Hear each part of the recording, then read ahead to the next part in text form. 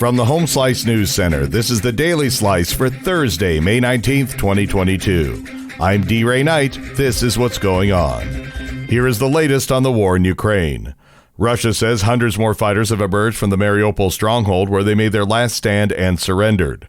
The Red Cross is working to register the fighters as prisoners of war as the end of a key battle in the conflict draws closer. A months-long siege of Mariupol that left it in ruins and the drama of last-ditch fighters at a steel plant holding off Russian forces turned the strategic port city into a worldwide symbol of suffering and defiance. The Russian military said Thursday a total of 1,730 Ukrainian troops at the Azovstal steelworks have surrendered since Monday. The International Red Cross said that it has so far registered hundreds of prisoners of war from the plant. In news closer to home, South Dakota lawmakers have unanimously approved a report finding that Governor Kristi Noem's daughter got preferential treatment while she was applying for a real estate appraiser's license in 2020. The findings of last year's legislative probe repudiate Noem's insistence that her daughter, Cassidy Peters, didn't receive special treatment during her application.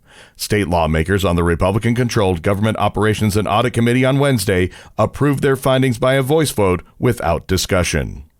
A pair of dams on the Pine Ridge Reservation will get much-needed repairs. Amy Rose has more. A pair of dams on the Pine Ridge Indian Reservation will get safety repairs as part of $29 million in funding from the federal infrastructure deal. Both the Ogallala Dam and Allen Dam are high hazard, meaning lives could be lost if they failed. They have also been in need of repair for years. The Ogallala Dam was built in the 1940s, while the Allen Dam was built in 1961. A nonprofit annual awareness campaign for military and first responders made its way into Sturgis and the Black Hills on Wednesday.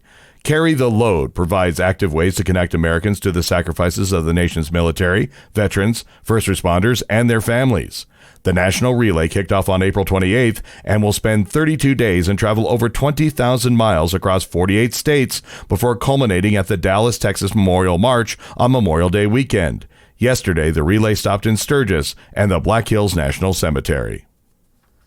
In national and international news, the Senate confirmed Bridget Brink late Wednesday as U.S. Ambassador to Ukraine, filling the post as officials plan to return American diplomats to Kyiv during the nation's continuing battle against the Russian invasion. The veteran Foreign Service officer, who has spent most of her career in the shadow of the former Soviet Union, was nominated to the position last month by President Joe Biden. American diplomats evacuated Kyiv when the war began 3 months ago, but Brink told senators during her confirmation hearing earlier this month that she would work to reopen the embassy. Chilling new details surrounding the racially motivated mass shooting in Buffalo, New York.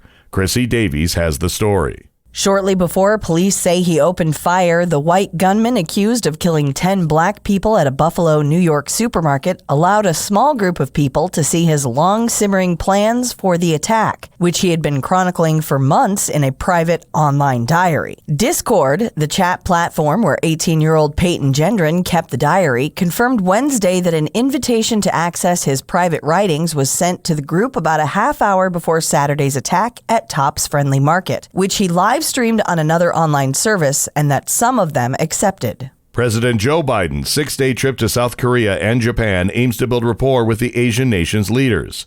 Biden will try to send a message to China that Russia's faltering invasion of Ukraine should give Beijing pause about its own saber-rattling in the Pacific.